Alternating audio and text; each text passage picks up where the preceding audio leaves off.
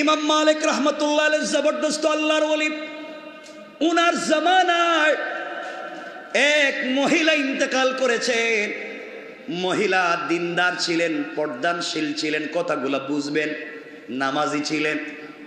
এই মহিলা ইন্তেকাল করবার পরে মহিলার গোসল করাবে, কিন্তু এই বাড়িতে কোনো মহিলা নাই। আরেক মহল্লার থেকে কয়েকজন মহিলা এসেছে, ওই নারীকে গোসল করাবার জন্য এসেছে। গোসল করাবার জন্য যখন তাকে পর্দা করে গোসলখানায় নিয়ে গেল, যেই মহিলা মৃত মহিলাকে গোসল করাবে সে আগে থেকেই তাকে চিনত। গোসল করাতে গিয়ে শরীর থেকে যখন কাপড় সরিয়ে দিয়েছে, লজ্জাস্থান থেকে পুরা বডি থেকে যখন কাপড় সরিয়ে দিয়েছে, যেই মহিলা গোসল করাতে গিয়েছে ওই মহিলা ওই মৃত নারীর রানের উপরে হাত রেখে হঠাৎ বলে ফেলেছে, আজ তোমার গোসল আমি করাচ্ছি। আর তোমাকে না একদিন আমি দেখছিলাম একটা ছেলের সঙ্গে হাত ধরে ঘুরে বেড়াতে, এক ছেলের সঙ্গে তোমাকে একদিন হাত ধরে ঘুরে বেড়াতে দেখেছি। পাবলিক তোমাকে কত ভদ্র মনে করত, কত তুমি পর্দা করে চলতে, মানুষ তোমাকে তাহাজ্জুদ গুজার মনে করত, তোমার স্বামী তোমাকে আমানতদার মনে করত, পাবলিক তোমাকে বড় ভদ্র নারী জানতো। আর তোমাকে আমি আরেক ছেলের সঙ্গে দেখছি। এই কথা বলবার সাথে সাথে যেই নারী গোসল করাচ্ছিল তার হাতটা ওই মৃত নারীর রানের সঙ্গে আটকে গেল, একবার আঠার মতো আটকে গেল। হাত আর ছুটে না, অনেক চেষ্টা করে হাত ছুটানো যায় না। এক পর্যায়ে এলাকার হুজুরদেরকে বলা হলো কি করা যায়। ইমাম সাহেব আর কি করবে? ইমাম সাহেব ফতোয়া দিলেন, এক কাজ করেন, যেহেতু মহিলা মরে গিয়েছে আর ওই জীবিত নারীর হাত আটকে গিয়েছে, জীবিত নারীর হাত কাটার কথা আমি বলতে পারি না, যেহেতু মৃত মানুষ, রানের ওই অংশটুকুন চামড়াটুকুন কেটে দেন, হাত ছুটে যাবে। যার স্ত্রী মারা গেছে এই স্বামীকে কথা মানবে? কথা কন বলতেছে না, আমার স্ত্রীর চামড়া কাটা যাবে না, প্রয়োজনে তোমার বউর হাত কাটো। এখন হে বেচারার কি কয়, আমরা আইছিলাম আরেক গ্রাম থেকে আপনার বউরে গোসল করাইতাম, এখন আমার বউর হাত কাটবেন আপনি? কেউ যখন ফতোয়া দিতে পারে না, পুরা দেশের আলিম কি করবেন? অর্ধেক দিন চলে গিয়েছে, ওই নারীর হাত ছুটে না, কথাগুলা বুঝবে। লম্বা সময় চলে গেল, শেষ পর্যন্ত সবাই মিলে এই দেশের সব থেকে বড় মুফতি যিনি ছিলেন ইমামে মালিক রহমাতুল্লাহ আলাইহির কাছে গেলেন। তিনি শুনলেন, তিনি বললেন পর্দা করে একটা জায়গায় রেখে দাও। সবাই বলছে হুজুর অর্ধেক দিন চলে গিয়েছে, ওই মহিলার অজু ইস্তেঞ্জার প্রয়োজন, গোসল করবে, প্রস্রাব করবে, খাবার খাবে, কিন্তু হাত ছুটে না, তাকে ওই মহিলার কাছ থেকে আনাও যায় না। কি করব বুঝতেছি না, পুরা এলাকায় মাতম চলতেছে, কান্নাকাটি চলতেছে, কি হয়েছে বুঝতে পারলাম না। এক পর্যায়ে ইমাম মালিক কাছে আসলেন, মহিলাকে বললেন ঘটনা কি হয়েছে তুমি বলো। আমার কাছে রাডার আছে, আমার কাছে সমস্যার সমাধান আছে, কোরআন হাদিস আছে, মিথ্যা বলবো না, সত্য কথা বলো, কি হয়েছে? মহিলা আরো চালাক, হুজুরে উল্টা বুঝায়। আছে না এমন লোক? দেখবেন হে ফেরেশতার মতো, কিছু জানে না, হে কয় হে নাকি গাঁজা খায় না, হে ফেন্সিডিল বিক্রিও করে না। পুলিশ যখন ফিডানি শুরু করছে, কয় খাই, আমিও খাই, আমার বাপও খায়, এখন কইতেছে, আগে কিন্তু স্বীকার করে না। আমার বন্ধুগণ, ইমাম মালিক বললেন কি হয়েছে বলো। মহিলা বলতেছে জানি না, আমি এসে এখানে তিলাওয়াত করতেছিলাম, হঠাৎ দেখি হাত আটকে গেছে। হে নাকি তিলাওয়াত করতেছিল, হে তিলাওয়াতে ছিল, ওর হাত হঠাৎ আটকে গেল। ইমাম মালিক বলে মিথ্যা কথা বলবা না, সত্য কথা বলো বেঁচে থাকতে হলে, নচেত তোমাকে হত্যা করব। এক পর্যায়ে সন্ধ্যা হয়ে গিয়েছে, ওই মহিলা কোনো উপায় না পেয়ে ইমাম মালিকের কাছে বলতেছে, ইমাম মালিক ওই মহিলাকে যখন গোসল করাচ্ছিলাম হঠাৎ করে আমি বলে ফেলেছিলাম, আমি একদিন ধারণা করে ওই মহিলার সঙ্গে একজন পুরুষকে দেখছিলাম, জানি না কে, আমি বলছিলাম ওই গোসল করাতে তার রানের উপরে হাত রেখে তুমি একজন বেগানা পুরুষের সঙ্গে ঘুরে বেড়াইছো, এই কথা বলার কারণে হাত আটকে গেল। ইমাম মালিক বললেন তুমি তুহমত দিয়েছ, হয়তো মিথ্যা কথা বলেছ, হয়তো তার সঙ্গে তার স্বামী ছিল, এই জন্য দুনিয়ায় তোমাকে শাস্তি পাওয়াই লাগবে। সুতরাং কোরআন আছে আমার কাছে, আমি দেখব তুমি এই অপরাধের শাস্তি কি। অপরাধের শাস্তি কোরআন খুললেন, খুলে দেখলেন কেউ যদি কারো উপরে মিথ্যা তুহমত দেয়, এই তার দুনিয়ার শাস্তি হলো আচ্ছা মতো একটা বেত নিয়া তার বডিতে 80টা বেত্রাঘাত দূররা। কয়টা? 2 সাইডটা মারার পরে মানুষ বাঁচে না। কয়টা মারতে বলছেন? 80টা, 80 বেত্রাঘাত।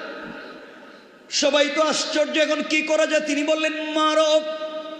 সে তুহমত দিয়েছে, মিথ্যা বলেছে, অপবাদ দিয়েছে, জাহান্নামে তো যাবেই, দুনিয়া শাস্তি পাওয়া লাগবে, কারণ সে কোনো মিথ্যা তুহমত দিতে গেল। এই জন্য খবরদার, সাবধান করে দিয়ে যায়, কেউ কারো প্রতি মিথ্যা তুহমত দিবেন না। হয়তো ইন্তেকাল করবেন, তওবা করার, মাফ চাওয়ারও সুযোগ খুঁজে পাবেন না। আমার বন্ধুগণ, এক পর্যায়ে 1-2 করে 70টা বেত্রাঘাত দেওয়া হলো, কিন্তু মেয়েটার হাত ছুটে না। এক পর্যায়ে 59টা বেত্রাঘাত করা, 79টা বেত্রাঘাত করা হলো, এখনো হাত লেগে আছে। ইমাম মালিক বলেন, আমি এতদিন কোরআন হাদিস দিয়া পাবলিকে কত ফতোয়া দিলাম, আজ দেখি ছুটে না, তাহলে মহিলাই সত্য, এ তুহমত দেয় নাই, এ সত্য। আমি উল্টা তারে 79 বেত্রাঘাত দিলাম, এখন তো বাঁচবেই না। 79 বেত্রাঘাত করলাম, মরেই যাবে, বাঁচবেই না, করলাম কি?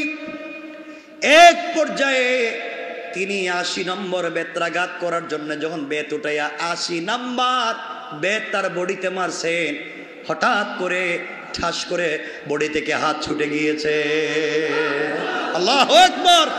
তিনি বুঝতে পারলেন তুমি তুহমত দিয়েছ। তাহলে কি বুঝলেন? তুহমতের অপরাধ কি বুঝতে পেরেছেন? শাস্তি। আল্লাহ আমাদেরকে হেফাজত করুক। সবাই দোয়া করবেন, আল্লাহ আমাদের রমজানকে কবুল করুক। আমি আপনাদের, তারা যদি এক রাত্রের একটা মুহূর্ত ইবাদত করে 83 বছর ইবাদতের সওয়াব তাদের আমল নামায় আমি আল্লাহ লিখে দেব। আমার বন্ধুগণ, এমন একটা রাতের নাম লাইলাতুল কদর।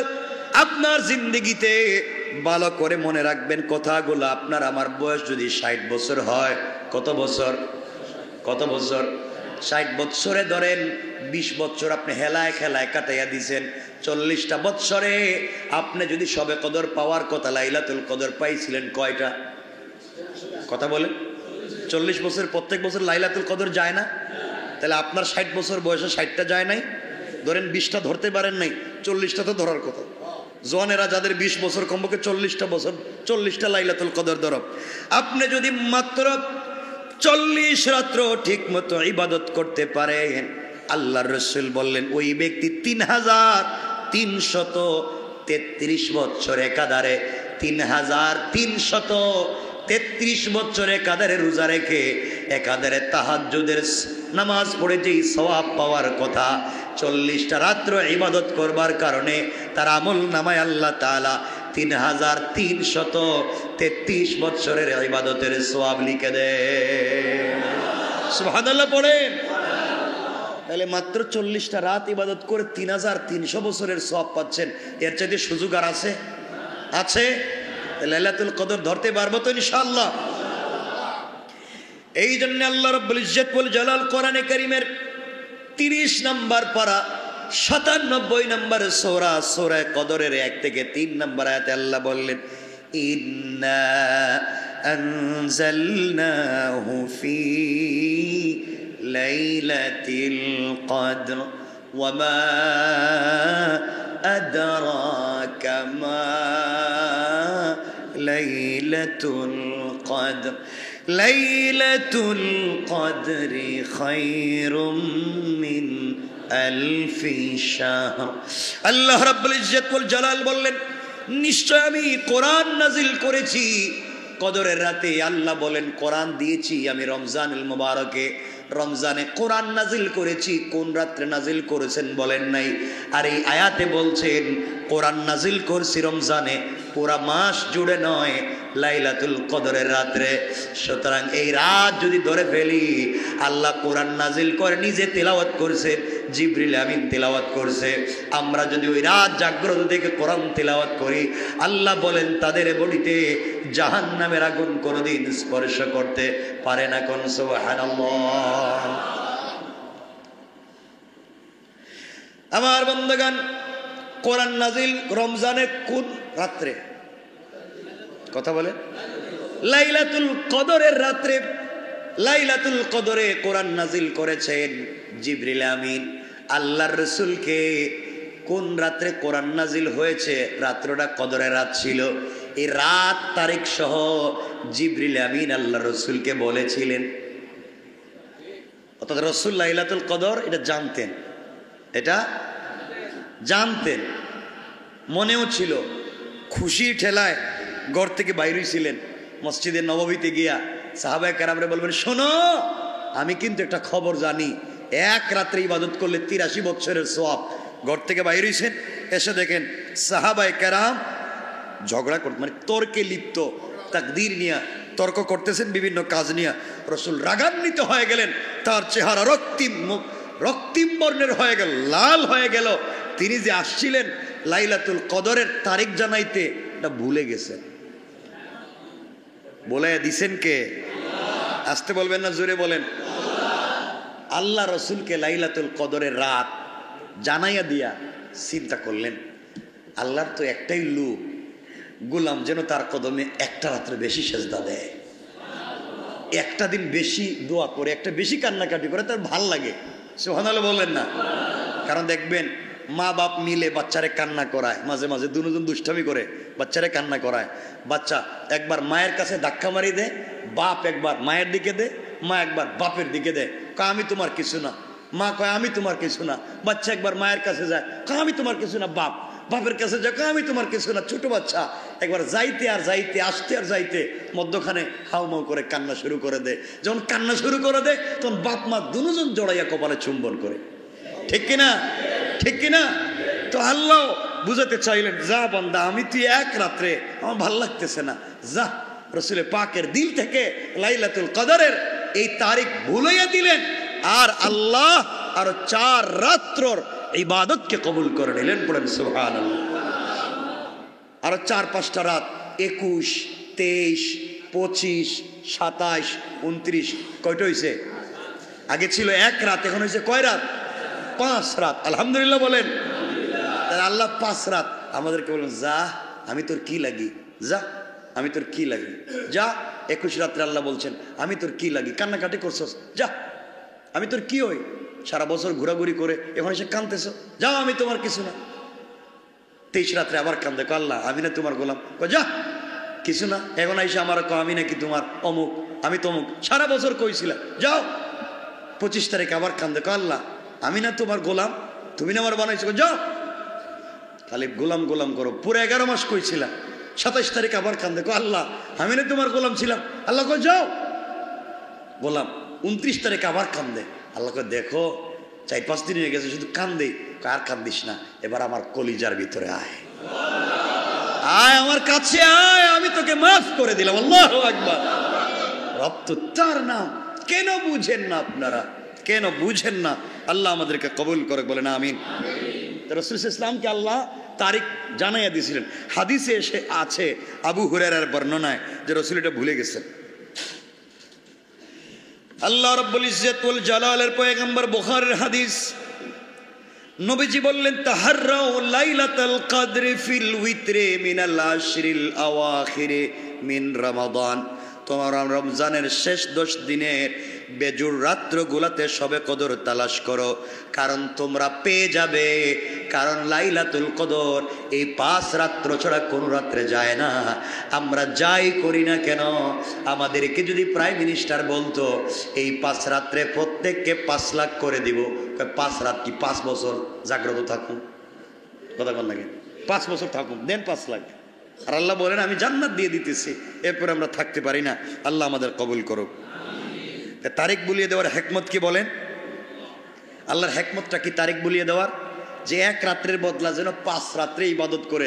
একটা রাত্র তো যদি লাগিয়ে যায়, ওই যে রাস্তাঘাটে দেখছেন না, কুপন বিক্রি করে যদি লাগিয়ে যায়, এটা লাগেই না, হেরাই খায় ফেলে। এরা যদি লেগে যায় কুপন দেয়। আর আল্লাহ বলতেছেন 5 রাত্রে দিলাম, যদি লেগে যায় না, যদি লেগে যায় না, লেগে যাবি। আল্লাহু আকবার বলেন, লেগে যাবি। আল্লাহু আকবার। আল্লাহ কবুল করো, পড়ে না আমিন। তাহলে আমাদের সময় কমে গেছে, শেষই হয়ে গেছে। আল্লাহ রাব্বুল ইজ্জতুল জালাল বললেন, আল্লাহ রাসূল সাল্লাল্লাহু আলাইহি ওয়াসাল্লামকে আল্লাহ জানিয়ে দিলেন লাইলাতুল কদরে ফেরেশতাদেরকে আসমান থেকে আল্লাহ পাঠাইয়া দেন।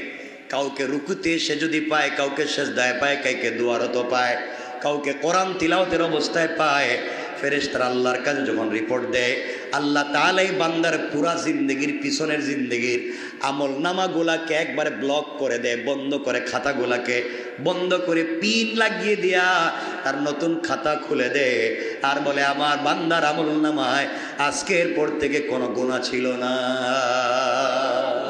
আল্লাহু আকবার। আর কি চান আপনারা?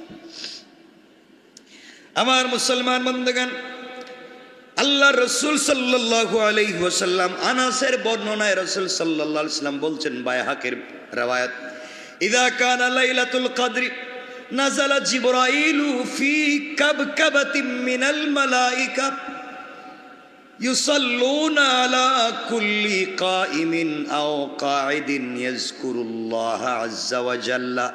শবে কদর যখন হয়, জিবরিল আমিন একটা বিশাল জামাত নিয়ে দুনিয়া অবতরণ করেন।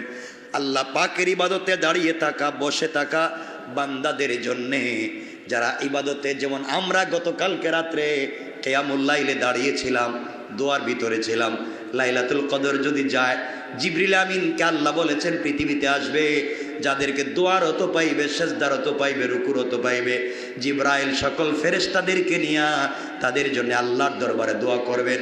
আর আল্লাহ বলেন, দোয়া করতে দেরি, জিবরাইলের দোয়া কবুল করে আমার গোলামদেরকে মাফ করতে দেরি করি না। আরেক হাদিসে রাসূল বলছেন, মান কামা লাইলাতুল কদরি ঈমানাও ওয়া ইহতিসাবা গুফিরা লাহু মা তাকাদ্দামা মিন যামবিহি। আল্লাহ রাসূল বলেন, যে ব্যক্তি ঈমানের সাথে সওয়াবের নিয়তে শবে কদরের রাত্র জাগ্রত থেকে ইবাদত করলো, তার পিছনের সমস্ত গুনাহগুলোকে আল্লাহ তাআলা এক মুহূর্তে ক্ষমা করে দেয়।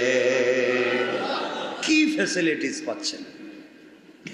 ইবনু মাজার হাদিসে আয়েশা সিদ্দিকা বলেন, আল্লাহর রাসূল বলছেন, আরাআইতা ইন আলিমতু আইয়া লাইলাতিন লাইলাতুল কদরি মাযা কুলু ফিহা ক্বালা কওলি আল্লাহুম্মা ইন্নাকা আফুউন কারীম, অথবা আল্লাহুম্মা ইন্নাকা আফুউন তুহিব্বুল আফওয়া ফাআফু আন্নি ইয়া কারীম ফাআফু আন্না ইয়া কারীম। আয়েশা সিদ্দিকা বলেন, ইয়া রাসূলুল্লাহ, আমি যদি বুঝতে পারি আজকের রাত্র লাইলাতুল কদর, আমি কি দোয়া পড়ব? নবীজি বললেন, তুমি দোয়া করো, আল্লাহুম্মা ইন্নাকা আফুউন তুহিব্বুল আফওয়া ফাআফু আন্না ইয়া কারীম ফাআফু আন্নি ইয়া কারীম। এই দোয়া করতে থাকো, তোমার আমলনামায় কোনো গুনাহ লেখা থাকবে না। তাহলে আমরাও যদি বুঝতে পারি লাইলাতুল কদর, আল্লাহুম্মা ইন্নাকা আফুউন তুহিব্বুল আফওয়া ফাআফু আন্নি ইয়া কারীম, এক নম্বর এটা পড়ব, বেশি বেশি করে ইস্তেগফার করব, বেশি বেশি করে দুরূদ শরীফ পড়ব, তাসবিহে ফাতেমি পড়ব, আর বেশি বেশি করে আপনারা পড়বেন লা হাওলা ওয়ালা কুওয়াতা ইল্লা বিল্লাহ, আরও পড়বেন সুবহানাল্লাহি ওয়া বিহামদিহি সুবহানাল্লাহিল আযীম, আরও পড়বেন লা ইলাহা ইল্লাল্লাহু ওয়াহদাহু লা শারীকা লাহু লাহুল মুলকু ওয়া লাহুল হামদু ওয়া হুয়া আলা কুল্লি শাইইন কাদির। এতক্ষণ যা বললাম, এগুলা যদি আপনি পড়তে থাকেন, রাসূল বলেছেন আল্লাহ শুধু তাকে মাফ করবেন তা না, বরং তার ব্লাড রিলেটেড খানদানকে মাফ করে দেবেন। পারবেন ইনশাআল্লাহ?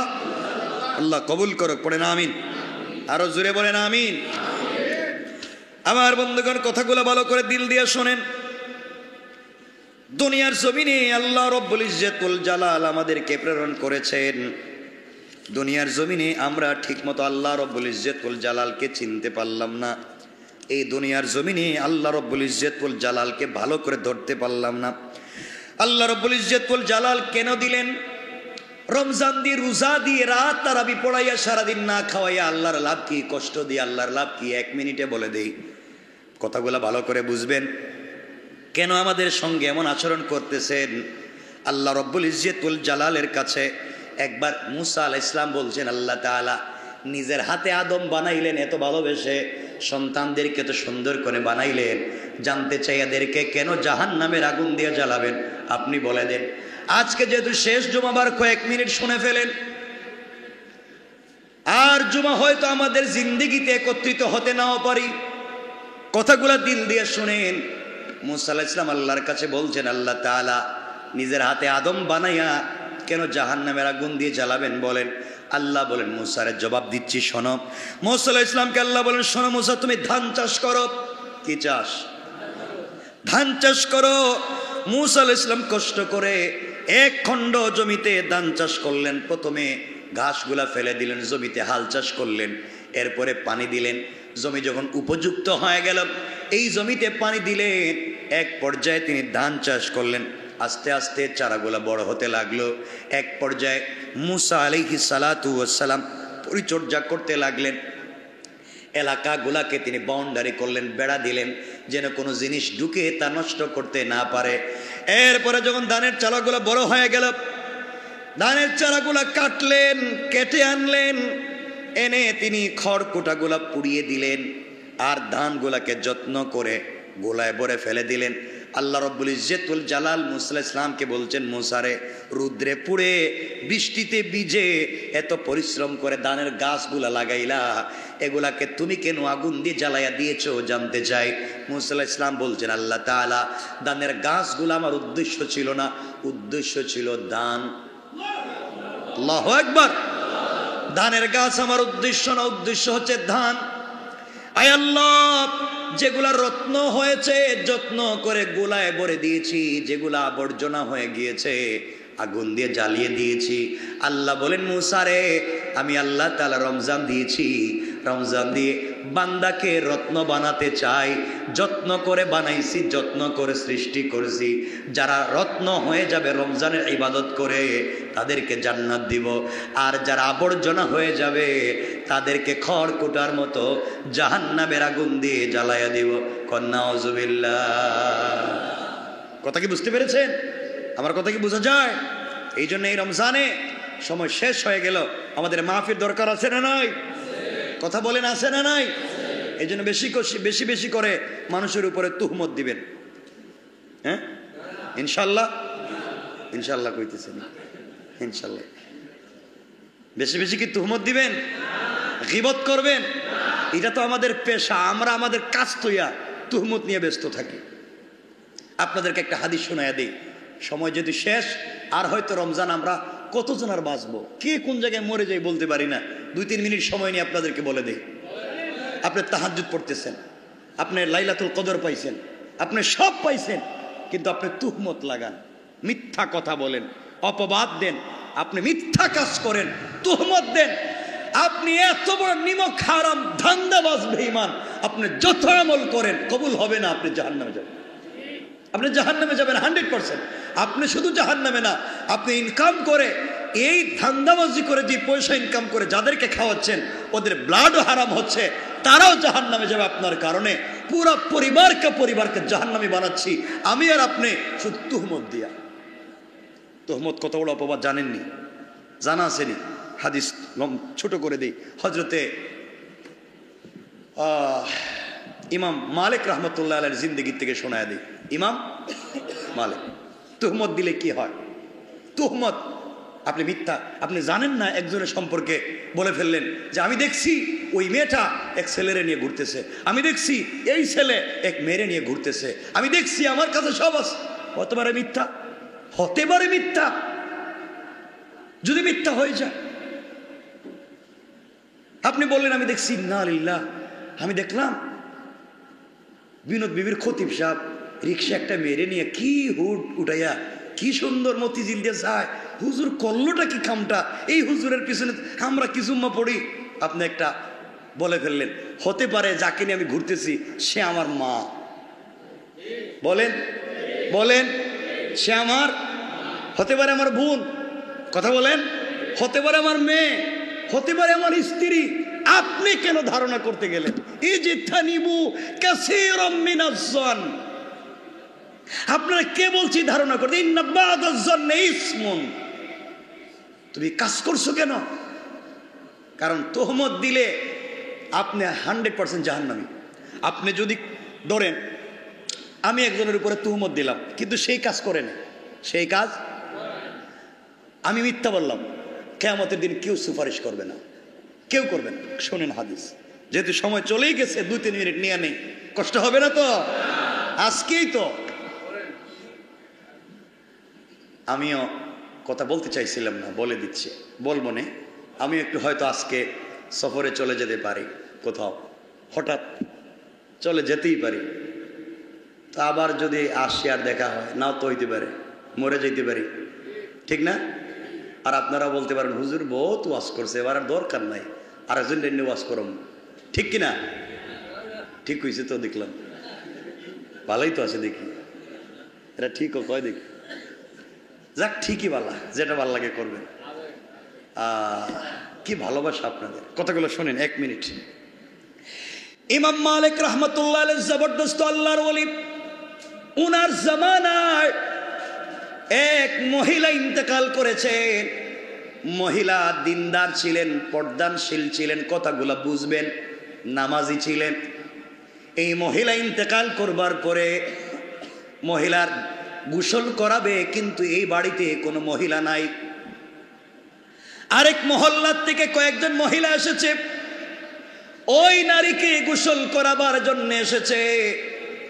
গোসল করাবার জন্য যখন তাকে পর্দা করে গোসলখানায় নিয়ে গেল, যেই মহিলা মৃত মহিলাকে গোসল করাবে, সে আগে থেকেই তাকে চিনত।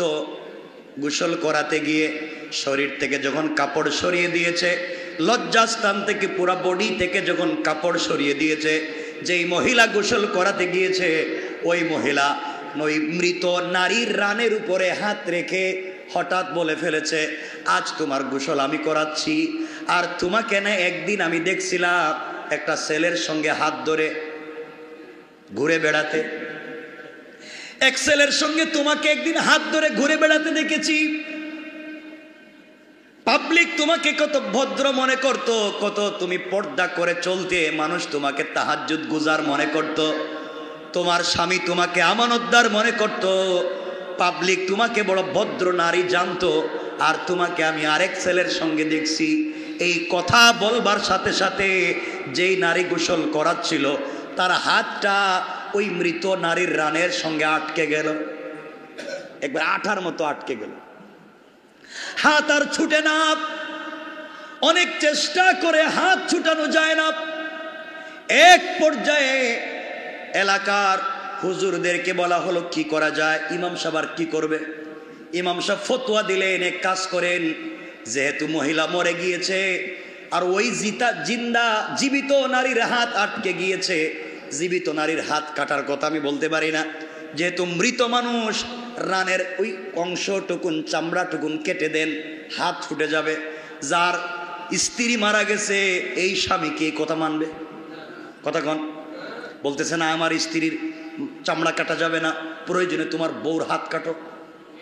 এখন হে বেচারার কি কয়, আমরা আইছিলাম আরেক গ্রাম থেকে আপনার বউরে গোসল করাইতাম, এখন আমার বউর হাত কাটবেন আপনি? কেউ যখন ফতোয়া দিতে পারে না, পুরা দেশের আলিম কি করবেন? অর্ধেক দিন চলে গিয়েছে, ওই নারীর হাত ছুটে না, কথাগুলা বুঝবে। লম্বা সময় চলে গেল, শেষ পর্যন্ত সবাই মিলে এই দেশের সব থেকে বড় মুফতি যিনি ছিলেন ইমামে মালিক রহমাতুল্লাহ আলাইহির কাছে গেলেন। তিনি শুনলেন, তিনি বললেন পর্দা করে একটা জায়গায় রেখে দাও। সবাই বলছে হুজুর অর্ধেক দিন চলে গিয়েছে, ওই মহিলার ওযু ইস্তেঞ্জার প্রয়োজন, গোসল করবে, প্রস্রাব করবে, খাবার খাবে, কিন্তু হাত ছুটে না, তাকে ওই মহিলার কাছ থেকে আনাও যায় না। কি করবো বুঝতেছি না, পুরো এলাকায় মাতম চলতেছে, কান্নাকাটি চলতেছে, কি হয়েছে বুঝতে পারলাম না। এক পর্যায়ে ইমাম মালিক কাছে আসলেন, মহিলাকে বললেন ঘটনা কি হয়েছে তুমি বলো। আমার কাছে রাডার আছে, আমার কাছে সমস্যার সমাধান আছে, কোরআন হাদিস আছে, মিথ্যা বলবো না, সত্য কথা বলো, কি হয়েছে। মহিলারও চালাক, হুজুরে উল্টা বুঝায়, আছেন এমন লোক দেখবেন, হে ফেরেশতার মতো, কিছু জানে না। হে কয় হে নাকি গাঁজা খায় না, হে ফেনসিডিল বিক্রিও করে না। পুলিশ যখন ফিডানি শুরু করছে, কয় খাই, আমিও খাই, আমার বাপও খায়। এখন কইতেছে, আগে কিন্তু স্বীকার করে না। আমার বন্ধুগণ, ইমাম মালিক বললেন কি হয়েছে বলো। মহিলা বলতেছে জানি না, আমি এসে এখানে তিলাওয়াত করতেছিলাম, হঠাৎ দেখি হাত আটকে গেছে। হ্যাঁ নাকি তিলাওয়াত করতেছিল? হ্যাঁ তিলাওয়াতে ছিল, ওর হাত হঠাৎ আটকে গেল। ইমাম মালিক বলে মিথ্যা কথা বলবা না, সত্য কথা বলো বেঁচে থাকতে হলে, নচেৎ তোমাকে হত্যা করব। এক পর্যায়ে সন্ধ্যা হয়ে গিয়েছে, ওই মহিলা কোনো উপায় না পেয়ে ইমাম মালিকের কাছে বলতেছে, ইমাম মালিক, ওই মহিলাকে যখন গোসল করাচ্ছিলাম হঠাৎ করে আমি বলে ফেলেছিলাম, আমি একদিন ধারণা করে ওই মহিলার সঙ্গে একজন পুরুষকে দেখছিলাম, জানি না কে। আমি বলছিলাম ওই গোসল করাতে তার রানের উপরে হাত রেখে তুমি একজন বেগানা পুরুষের সঙ্গে ঘুরে বেড়াইছো। এই কথা বলার কারণে হাত আটকে গেল। ইমাম মালিক বললেন তুমি তুহমত দিয়েছ, হয়তো মিথ্যা কথা বলেছ, হয়তো তার সঙ্গে তার স্বামী ছিল, এই জন্য দুনিয়ায় তোমাকে শাস্তি পাওয়াই লাগবে। সুতরাং কোরআন আছে আমার কাছে, আমি দেখব তুমি এই অপরাধের শাস্তি কি। অপরাধের শাস্তি কোরআন খুললেন, খুলে দেখলেন কেউ যদি কারো উপরে মিথ্যা তুহমত দেয়, এই তার দুনিয়ার শাস্তি হলো আচ্ছা মতো একটা বেত নিয়া তার বডিতে 80টা বেত্রাঘাত দূররা। কয়টা? 2 সাইডটা মারার পরে মানুষ বাঁচে না। কয়টা মারতে বলছেন? 80টা, 80 বেত্রাঘাত। সবাই তো আশ্চর্য, এখন কি করা যায়? তিনি বললেন মারো। সে তুহমত দিয়েছে, মিথ্যা বলেছে, অপবাদ দিয়েছে, জাহান্নামে তো যাবেই, দুনিয়া শাস্তি পাওয়া লাগবে, কারণ সে কোনো মিথ্যা তুহমত দিতে গেল। এই জন্য খবরদার, সাবধান করে দিয়ে যায়, কেউ কারো প্রতি মিথ্যা তুহমত দিবেন না। হয়তো ইন্তেকাল করবেন, তওবা করার, মাফ চাওয়ারও সুযোগ খুঁজে পাবেন না।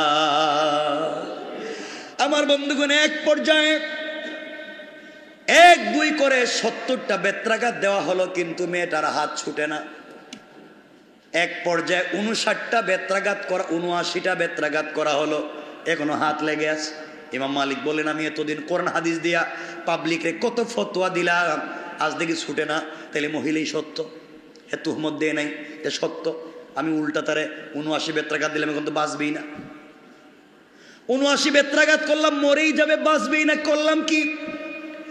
এক পর্যায়ে তিনি 80 নম্বর বেত্রাঘাত করার জন্য যখন বেত উঠাইয়া 80 নাম্বার বেত তার বডিতে মারছেন, হঠাৎ করে ঠাস করে বডি থেকে হাত ছুটে গিয়েছে। আল্লাহু আকবার! তিনি বুঝতে পারলেন তুমি তুহমত দিয়েছো। তাহলে কি বুঝলেন? তুহমতের অপরাধ কি বুঝতে পেরেছেন? শাস্তি। আল্লাহ আমাদেরকে হেফাজত করুক। সবাই দোয়া করবেন, আল্লাহ আমাদের রমজানকে কবুল করুক। আমি আপনাদের কাছে বলি, আমি একটু সফরে যাব।